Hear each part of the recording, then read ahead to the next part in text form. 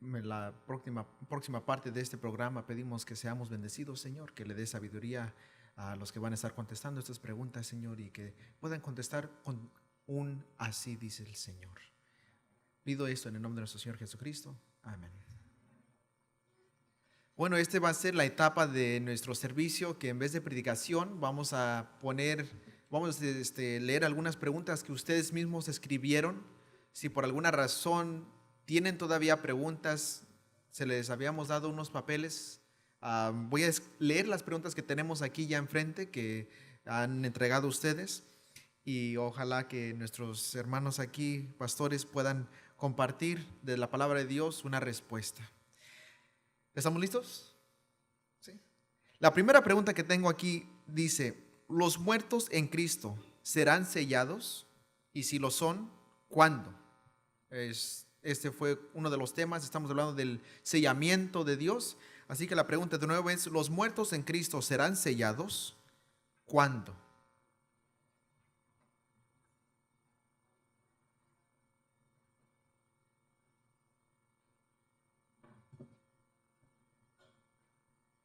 Los muertos en Cristo sí son sellados, pero tenemos que entender algo, ¿ok? El sello de los que han muerto en Cristo y el sello que va a ser puesto sobre los siervos de Dios, como se menciona en Apocalipsis 7, son dos sellos completamente diferentes. En Efesios capítulo 4 leemos del sello que cada hijo de Cristo, muerto o vivo, ahorita tiene. En Efesios 4, versículo 30 dice: y no contristéis al Espíritu Santo de Dios, con el cual estáis sellados para la redención. Cada hijo de Dios tiene este sello del Espíritu Santo. Y este es el sello que los que han muerto en Cristo tienen. Pero el sello de Apocalipsis 7, ese sello que nadie tiene todavía, es un sello completamente diferente, con otro propósito que el sello que menciona aquí Efesios 4:30. Así que la respuesta es: si son sellados. ¿Y cuándo? Pues fueron sellados el momento en que ellos y nosotros aceptamos a Cristo, pertenecemos al Señor. Pero es un sello diferente del sello en el tiempo del fin que menciona Apocalipsis 7. Muy bien, gracias. Entonces, la próxima también tiene que ver un poco con el sello de Dios. El tema es el propósito del sello de Dios. La pregunta es: ¿cuándo pasan las primeras plagas? ¿Cuándo pasan las primeras plagas o cuándo ocurren las primeras plagas?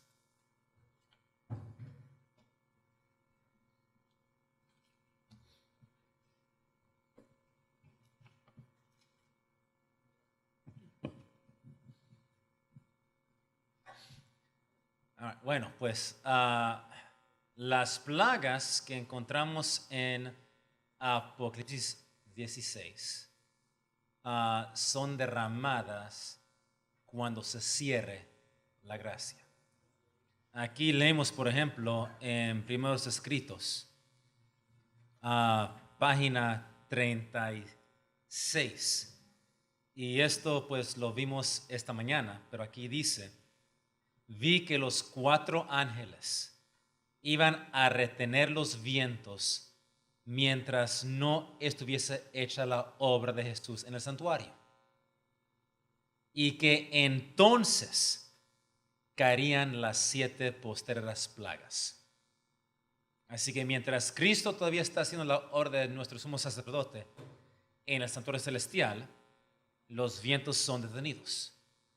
Pero cuando su obra termine en el santuario y él ya no es sacerdote, la orden va a ser dada a soltar los vientos, y entonces van a caer las 7 postreras plagas o las 7 últimas plagas.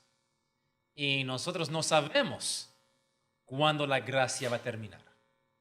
No sabemos cuándo Cristo va a terminar su obra en el santuario. Y aún en el conflicto de los siglos, no, creo que nos dice que ni aún el mismo Satanás sabe cuándo va a cerrar el tiempo de gracia. Así que para nosotros el tiempo de gracia cierre pues cuando los morimos o cuando Cristo termine su obra como nuestro sumo sacerdote. Y entonces van a caer las plagas. Okay. Muy bien, gracias. La próxima pregunta es, ¿usted qué piensa de San Mateo capítulo 5, versículo 5, que dice que los mansos heredarán la tierra en comparación con ir al cielo? O sea, allí el versículo dice que van a heredar la tierra, pero ¿qué relación tiene que ver eso con el cielo? En la palabra de Dios, específicamente en el capítulo 20 de Apocalipsis, nos habla del milenio.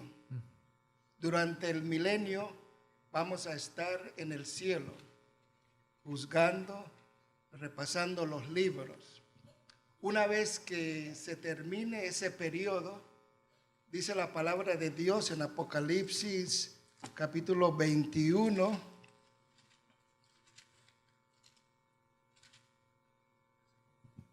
el versículo 2, yo Juan vi la santa ciudad, Jerusalén nueva, que descendía del cielo de Dios, dispuesta como una esposa ataviada para su marido.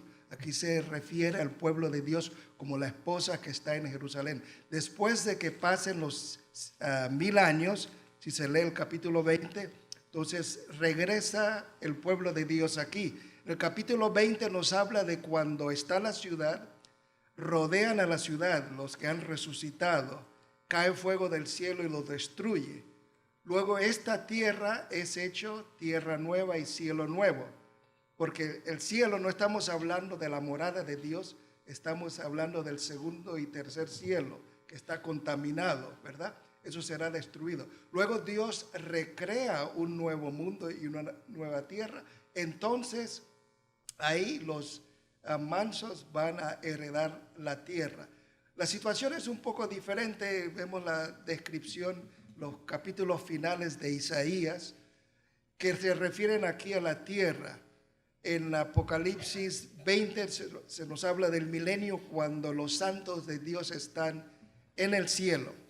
En el cielo no vamos a tener nuestras casas, vamos a tener las mansiones que Dios ha preparado. Cuando regresemos aquí, vamos a construir nuestras casas, vamos a vivir en el campo, no va a haber mar, porque se necesita más terreno para que cada uno pueda sembrar y hacer de todo. Entonces, cada sábado, como dice Isaías 66, vendrá toda carne a Jerusalén a estar con Cristo cada sábado y cada principio de mes para comer del árbol de la vida y comer de las hojas. Así que sí vamos a heredar la tierra, pero después del milenio. Muy bien, gracias, pastor. Otra pregunta dice aquí, ¿cómo explicarle a alguien que no todos somos hijos de Dios? ¿Cómo explicarle a alguien que no todos somos hijos de Dios? En Mateo capítulo 7, un versículo que todos conocemos, el versículo 21 nos dice: no todo el que me dice Señor, Señor, entrará en el reino de los cielos, mas el que hiciere la voluntad de mi Padre que está en los cielos. Así que en primera instancia, no todo el que se llama cristiano entrará en el reino de los cielos, sino el que hace la voluntad del Padre. Y la voluntad del Padre es que nosotros guardemos su mandamiento. Dice la palabra de Dios en el libro de Salmos, ¿verdad? El hacer tu voluntad, Dios mío, me ha agradado y tu ley está en medio de mi corazón. Dice, muchos, el versículo 22, muchos me dirán en aquel día, Señor, Señor, no profetizamos en tu nombre y en tu nombre lanzamos demonios, exorcismo, ¿verdad? Hay algunas iglesias que son famosas por el exorcismo, ¿verdad? Y en tu nombre hicimos muchos milagros. Entonces le responderé: nunca os conocí, apartaos de mí, obradores de maldad. Así que es posible llamarse hijo de Dios, llamar a Cristo Señor, pero si no hacemos la voluntad de Dios, entonces no somos sus hijos. Y también si vamos a Juan capítulo 1, versículo 12. Juan capítulo 1, y lo comparamos con otro texto. Dice aquí, Juan 1:12, mas a todos los que le recibieron, dioles potestad para ser hechos hijos de Dios, a los que creen en su nombre. Así que nosotros primero tenemos que recibir a Cristo, y Él nos da el poder para ser hijos de Dios si creemos en su nombre. Los que no recibimos a Cristo y los que no creemos en su nombre, no somos hijos de Dios, pero ¿qué somos? Vamos a Efesios capítulo 2. Efesios 2, en versículo 1 en adelante dice, Efesios 2:1 dice, y de ella recibisteis vosotros que estabas muertos en vuestros delitos y pecados, en que en otro tiempo anduvisteis conforme a la condición de este mundo, conforme al príncipe de la potestad del aire, el espíritu que ahora obra en los hijos de desobediencia, entre los cuales todos nosotros también vivimos en otro tiempo en los deseos de nuestra carne, haciendo la voluntad de la carne y de los pensamientos, y éramos por naturaleza hijos de ¿qué? De ira, también con los demás. Antes de ser hijos de Dios, nosotros andamos en los deseos de la carne, de la mente, andamos pues en el mundo, somos no hijos de Dios, pero hijos de ira. Hasta que recibimos a Cristo y Él nos cambie, entonces somos hijos y herederos de las promesas de Cristo. Okay. Nomás quería, si puedo, agregar un pasaje en 1 de San Juan 3:10. Dice, en esto se ve quiénes son hijos de Dios y quiénes son hijos del diablo. El que no practica la justicia ni ama a su hermano no es de Dios. Ahí muy claro, hay hijos de Dios y hijos de el diablo. Otra pregunta dice aquí, hablando sobre la resurrección. ¿Resucitó Jesucristo a Juan el Bautista cuando él resucitó? La Biblia nos deja saber que algunos muertos también resucitaron con Jesucristo cuando él resucitó. Así que la pregunta es que si Juan el Bautista estaba incluido entre ese grupo. La palabra de Dios ni el espíritu de profecía dicen exactamente acerca de esto. Pero como sabemos nosotros, cuando Jesús resucitó, resucitaron lo que llamamos las primicias, los primeros frutos. Y entonces la sierva de Dios en uno de sus escritos nos dice que entre las personas que Dios levantó, hay gente que eran de los diferentes periodos de la historia de la iglesia y un buen número de mártires estaban ahí. Entonces algunas personas dicen, bueno, si habían mártires, entonces quizás Juan el Bautista pudiera haber estado ahí, pero no hay nada escrito que diga que él resucitó. Muy bien, gracias. Esta pregunta es sobre Israel. ¿Dijo Elena de White que Israel nunca será reedificada? Explique en qué manera, porque yo veo mucha gente allí, refiriéndose a Israel.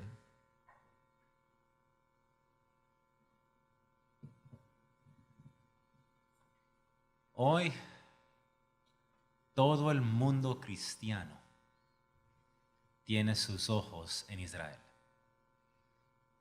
el mundo protestante, el mundo evangélico, los que creen en el rapto secreto, los que creen en esa tribulación.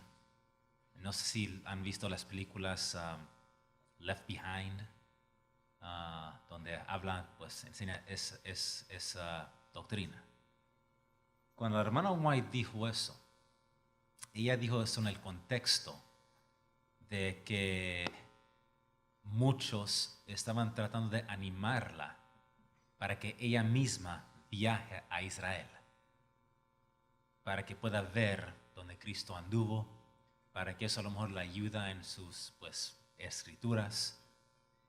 Y la hermana White claramente dijo que ella no tiene ningún deseo de ir a Israel. Ella dijo claramente que hay una maldición sobre Israel, sobre Jerusalén. Y ella dice que ella quiere ir a Jerusalén, pero a la Jerusalén nueva, cuando no haya pecado, maldición. Así que a mí, honestamente, me molesta un poco cuando oigo a un pastores adventistas hablar de Jerusalén como la ciudad santa. Jerusalén hoy en día no tiene nada santa. No es más santo que Las Vegas. Ok, honestamente. Ok, desde el año 34 de nuestra era, cuando apedrearon a Esteban y la profecía de las 70 semanas de D9 se cumplió, Jerusalén ya no es santa. No es ciudad de Dios. E Israel no es pueblo de Dios. ¿Individuales se pueden salvar los judíos? Claro que sí. Pero como nación, ya no. Lo que la hermana White se refería era que Jerusalén, como nación de Dios, como nación bendecida de Dios como lo fue en los tiempos bíblicos, eso jamás va a ser otra vez. Y por eso ella no tiene ningún deseo. Ahora, hay varios que van, pues si alguien me paga el boleto, el pasaje, yo voy. A ver, pero para ir, para ver, pues aquí anduvo. Para comenzar, no sabemos dónde fue enterrado Cristo. No sabemos el lugar correcto. Y hermanos, imagínense ustedes qué va a pasar si realmente encuentran la cruz de Cristo. ¿Qué va a pasar? Por los millones van a adorar la cruz y brazo de Cristo. Así que si vamos a ir a Israel, pues ok, está bien. Pero para aquí se bautizó Cristo. Eso no tiene ningún sentido. Y sé que la arqueología ayuda a entender cosas bíblicas, eso está bien. Pero el contexto era, hermana White, ¿por qué no va a Jerusalén para aprender? No tengo por qué ir allá. No tengo por qué ir. Hay una maldición sobre Jerusalén. Y por la cual jamás va a ser otra vez una ciudad bendecida, una nación bendecida. No va a ser levantada otra vez en ese sentido. Eso servirá a la hermana White. Obviamente, hoy está Israel, pero no es una ciudad bendecida por Dios. Nada santa. Amén. Es muy claro. Ok, gracias. Otra pregunta es, hablamos un poco sobre la marca de la bestia. Nomás leímos este pasaje, pero no realmente lo explicamos. ¿Es cierto que Elena de White tiene el 666 en su nombre?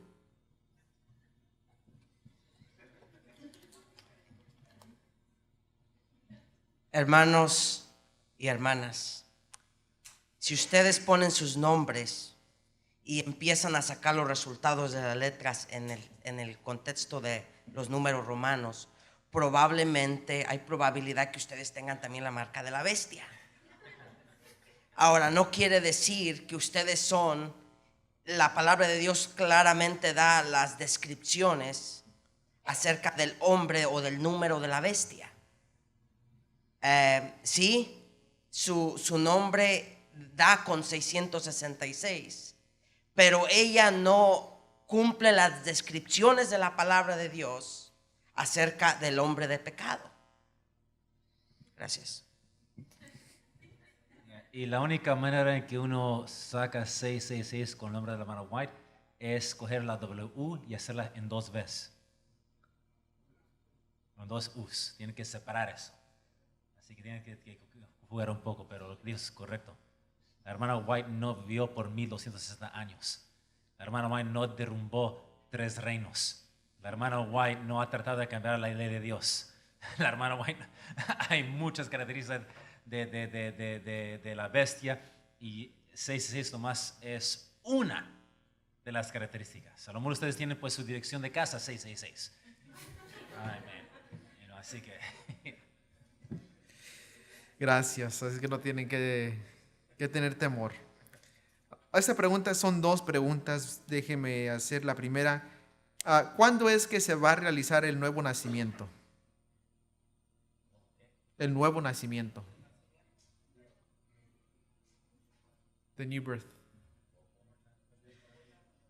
¿Cuándo se realiza, voy a cambiar la pregunta, ¿cuándo se realiza el nuevo nacimiento? ¿Cuándo se realiza el nuevo nacimiento? Cuando una persona acepta a Cristo como su Salvador y Dios comienza a cambiar esa persona, ya comienza el proceso del nuevo nacimiento. El bautismo es un símbolo del hecho de que esa persona ya ha muerto a Cristo, que el viejo hombre pasó a la existencia, que es sepultado en las aguas del bautismo y que la persona nace como una nueva criatura en Cristo. Pero uno no comienza a cambiar una vez que es bautizado, uno cambia antes de ser bautizado. Amén. Gracias. La próxima pregunta es, ¿quién es la piedra que destruyó la estatua que vio el rey Nabucodonosor? Me imagino que en Daniel capítulo 2. ¿Quién es la piedra que destruyó la estatua que vio el rey Nabucodonosor? En Daniel capítulo 2. Pues es Cristo Jesús, obviamente. Es el reino, representa el reino de Cristo. Okay. aplicar un poco esa pregunta. Es correcto, pero tenemos que acordar algo, hermanos. Daniel 2 no nos lleva a la segunda venida de Cristo. Daniel 2 nos lleva a la tierra nueva. Porque esa piedra que destruye la imagen llena la tierra. Eso no ocurre en la segunda venida. Eso ocurre en la tercera venida. Después del milenio, cuando el Cristo regresa y destruye a los pecadores y al pecado y va a recrear al mundo, entonces ahí está el reino de Dios. Daniel 2 nos lleva desde los días de Daniel hasta el fin del milenio a la tierra nueva, el reino de Dios. Amén. Gracias. Esto tiene que ver un poco con lo que habíamos estudiado en el último sermón. La pregunta es, ¿qué es la definición del pecado conforme a la Biblia? ¿Qué es la definición del pecado conforme a la Biblia? Si por favor pudieran proveer pasajes de la Biblia para su respuesta. En Primera de Juan capítulo 3, versículo 4, la palabra de Dios dice claramente lo que es el pecado. Dice que todo aquel que comete pecado infringe también la ley, pues el pecado es la infracción de la ley. Una pregunta para seguirle con esa es, diga. No, hay otras definiciones también del pecado, ¿verdad? Por ejemplo, en Santiago nos dice que sabe hacer lo bueno y no lo hace, al tal le es pecado. Creo que es como el 4:17, si no me equivoco. O sea que es no solo hacer el mal, sino dejar de hacer el bien, el que sabe hacer lo bueno y no lo hace. También hay otra definición del pecado que dice, todo lo que no es de fe es pecado. Cuando Eva pecó, ella no le creyó a Dios, ella le creyó al diablo y ella comió y participó de la fruta. Gracias. Otra pregunta es, ¿cómo estoy? ¿Dónde estoy aquí? ¿De qué manera nos ayuda a nosotros vencer el pecado, la humanidad de Jesucristo? Aquí en Primera de Juan capítulo 2, versículo 4 dice: el que dice yo le conozco, hablando de nuestro Señor Jesucristo, y no guarda sus mandamientos, el tal es mentiroso y la verdad no está en él. Pero el que guarda su palabra, verdaderamente el amor de Dios se ha perfeccionado. Por esto sabemos que estamos en él. Y versículo 6 es la clave. Dice la palabra de Dios: el que dice que permanece en él, hablando de Cristo, debe de andar como él anduvo. Así que la pregunta es, ¿de qué manera puedo vencer, la humanidad de Jesucristo me ayuda a mí a vencer el pecado? Agregando ese texto en 1 de Pedro, capítulo 2, versículo 21, dice lo siguiente: para esto son llamados, pues que también Cristo padeció por nosotros, dejándonos ejemplo. Cristo no solamente vino para morir, él vino para su vida y su muerte cumplieron muchos propósitos. Uno de ellos es de dar ejemplo. Y Cristo, como ser humano, era uno como nosotros. Y lo que Él hizo, Él lo dio por ejemplo. Y si Él es nuestro ejemplo, eso significa que lo que Él hizo, nosotros también lo podemos hacer. Porque Cristo no nos va a dar un ejemplo que es imposible seguirlo. Pero ¿cuál ejemplo fue ese que nos dejó? Sigue diciendo aquí la cita. 21. Porque para esto sois llamados, pues también Cristo padeció por nosotros, danos ejemplo para que vosotros sigáis sus pisadas, el cual no hizo pecado, ni fue hallado engaño en su boca, quien cuando lo maldecían no retornaba maldición, cuando padecía no amenazaba, sino remitía la causa al que juzga justamente. El ejemplo que Cristo nos dio es un ejemplo de vivir una vida sin pecado, una vida de completa rendimiento a la voluntad del Padre. Y Cristo, como hombre, lo hizo. Él enseña, Él demostró que nosotros también lo podemos hacer si confiamos en nuestro Padre Celestial como Él confía en su Padre Celestial. Así que hay mucho, mucho, ¿cuál es la palabra? Ayuda, mucha ayuda para el ser humano. Entender, aceptar que pues Cristo como hombre lo pudo hacer, lo que significa que yo también lo puedo hacer si tengo la misma conexión con el Padre que Él tuvo. Hay un par de pasajes que pudiéramos presentar también. Por ejemplo, hablando a la iglesia de la Odisea, en el capítulo 3 de Apocalipsis y el versículo 21 dice: al que venciere, yo le daré que se siente conmigo en mi trono, así como yo he vencido y me he sentado con mi Padre en su trono. Si leemos todas las descripciones de las iglesias, las 7 iglesias de Apocalipsis, todas las promesas son dadas al que venciere.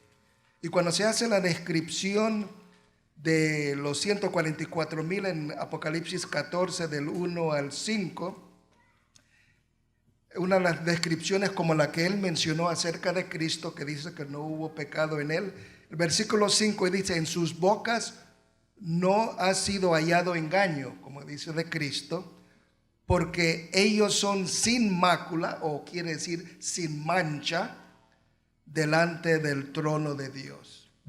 Amén. Pues yo creo que el punto principal es este: El problema por la cual a veces nosotros tenemos el problema por el pecado es porque en realidad no conocemos el poder de Dios. Así de simple. Si tú no crees que Cristo te puede ayudar, no vas a poder guardar su ley. La palabra de Dios dice: todo lo puedo en Cristo que me fortalece. Cuando la palabra de Dios dice todo, la palabra de Dios se refiere a todo, hermanos. No nomás a ciertas cosas. Todo lo puedo en Cristo que me fortalece. Gracias. Un texto más aquí, Hebreos 4:15. Dice: porque no tenemos un pontífice que no se puede compadecer de nuestras flaquezas. Pero dice: mas tentado en todo, según nuestra semejanza, pero sin pecado. Lleguemos pues confiadamente al trono de la gracia para alcanzar misericordia y hallar gracia para el oportuno socorro. Nadie de nosotros podemos decirle a Cristo: pues tú no sabes lo que es ser tentado, ¿o no? Él fue tentado en todo de acuerdo a nuestra semejanza, como nosotros, y no pecó. Lo que indica, hermanos, que si tenemos fe y rendimos la voluntad, nosotros también podemos vivir sin pecado, sin caer.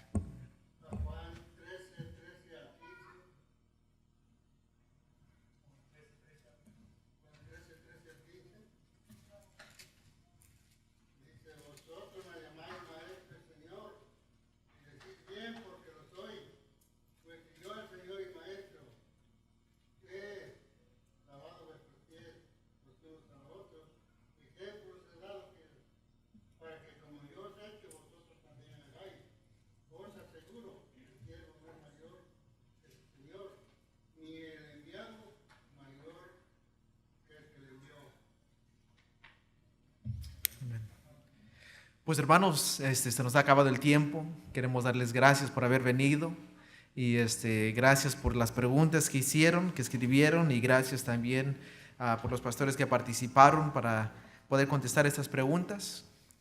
Ojalá que han sido bendecidos a través de este fin de semana durante estas predicaciones.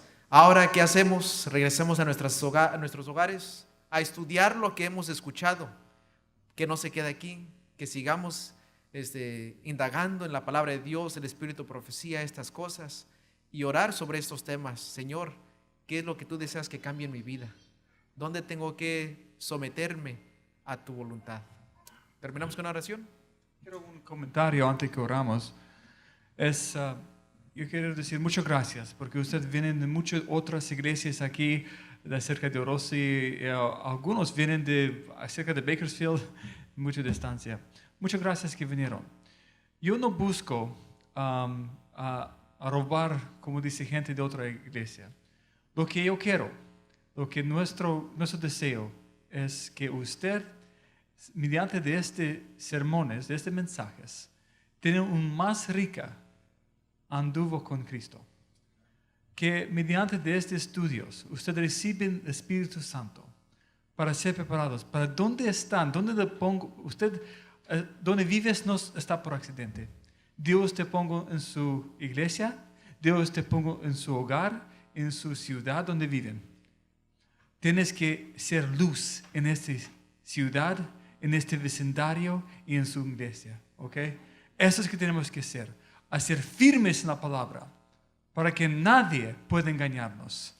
Esto es propósito nuestro aquí, para que podemos tener este fuerte clamor, no sin miedo, sin ser confundidos, porque el vino de Babilonia, ¿qué hace? ¿Qué es Babilonia? Confusión, ¿verdad? Pero tenemos que estar claro entendimiento de la palabra de Dios, para ser luces donde somos. ¿Dónde te pongo, Dios? Ser luz. Y batalla no está todavía terminada, pero con Cristo Jesús, muy pronto se termina.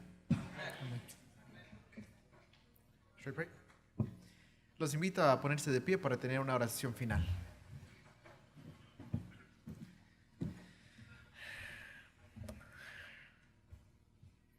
Padre nuestro, santificado sea tu nombre y alabado sea tu nombre, Señor, por las maravillosas promesas que nos das en tu palabra y por las promesas que nos das a través de estos sermones que hemos escuchado, Señor. Promesa de victoria, Señor. Promesa de que Cristo regresa pronto. La promesa de tu Espíritu Santo para vencer el pecado, Señor. Promesa de libertad de las tentaciones de este mundo, perdón, de los pecados de este mundo. Señor mío, yo pido que esto sea una realidad de nuestras vidas, pero al regresar a nuestros hogares, que a través del estudio y la oración, en tomar tiempo contigo individualmente, traigas a nuestras mentes de nuevo lo que hemos aprendido este fin de semana.